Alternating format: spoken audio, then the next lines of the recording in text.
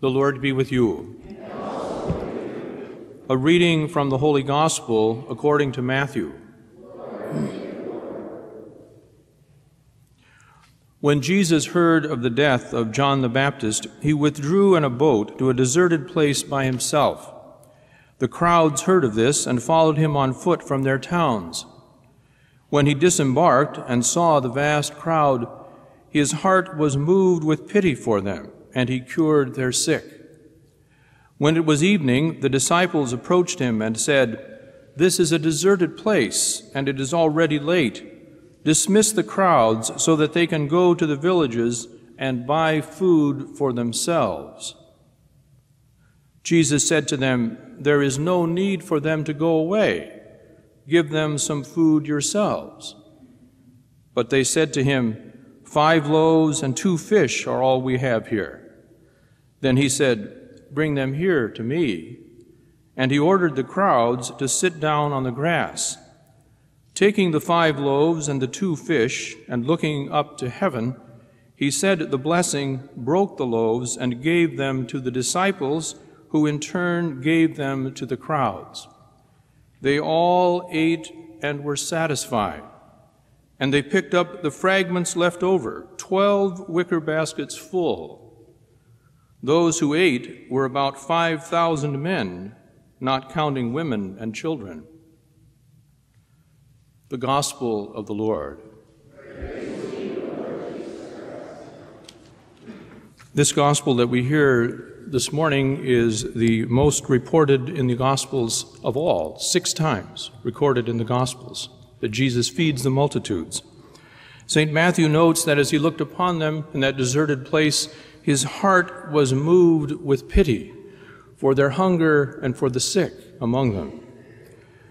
The disciples said, "Well, send them away so they can buy food for themselves. It's time to eat." Jesus said, "Give them to eat yourselves."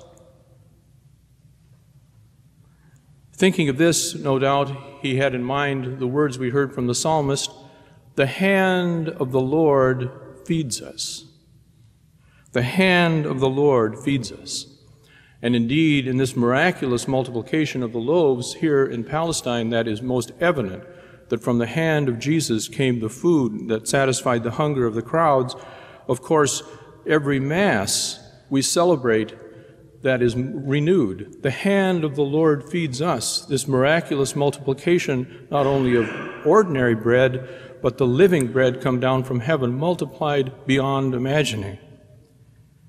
And yet this miraculous multiplication of the loaves can perhaps keep us from appreciating, or maybe it invites us to appreciate from a different angle, the miracle, we could say, of normal nutrition. Have you ever thought of that?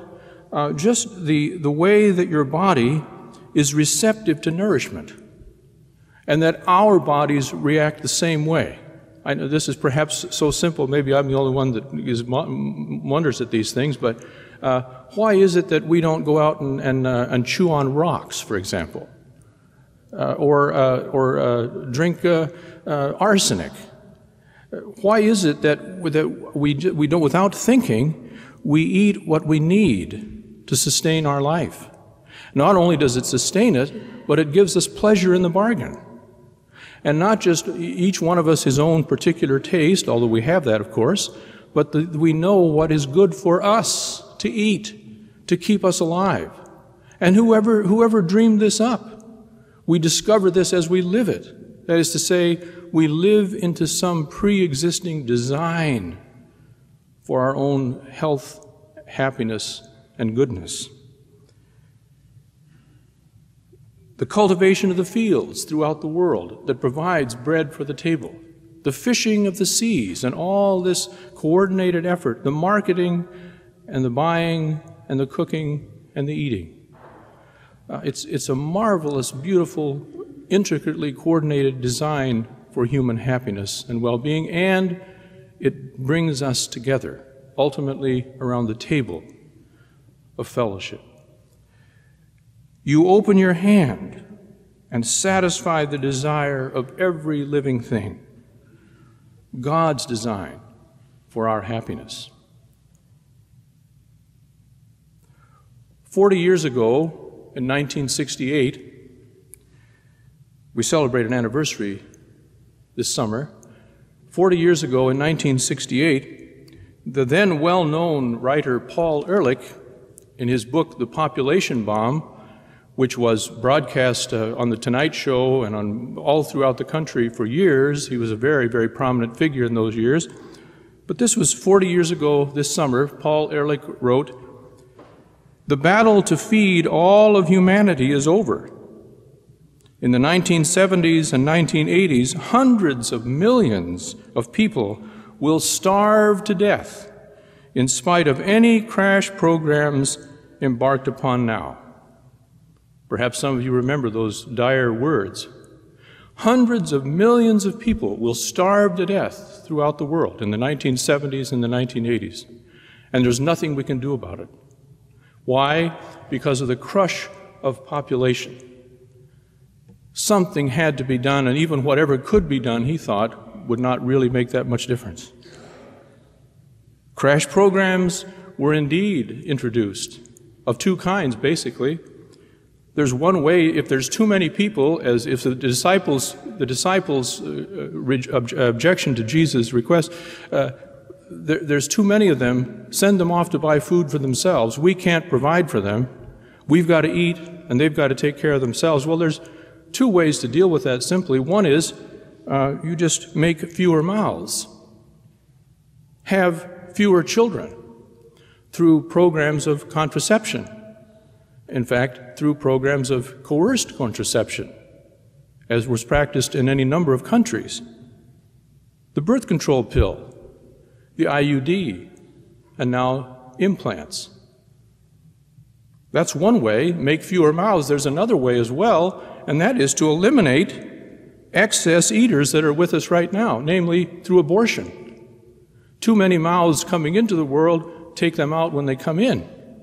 Most dramatically, of course, in China, which has long limited its family size to one child. One child. Anything above that is killed. That's a way to deal with the population problem, all right? And has become a model for rapid economic growth in the third world. It makes sense that if you want to have more to eat, then make sure there's not as many people to eat what we have. In fact, we can then eat better because there's fewer we have to provide for. 40 years later, on the anniversary of the population bomb, we see that all these predictions and others, so many others like them, are disproved completely.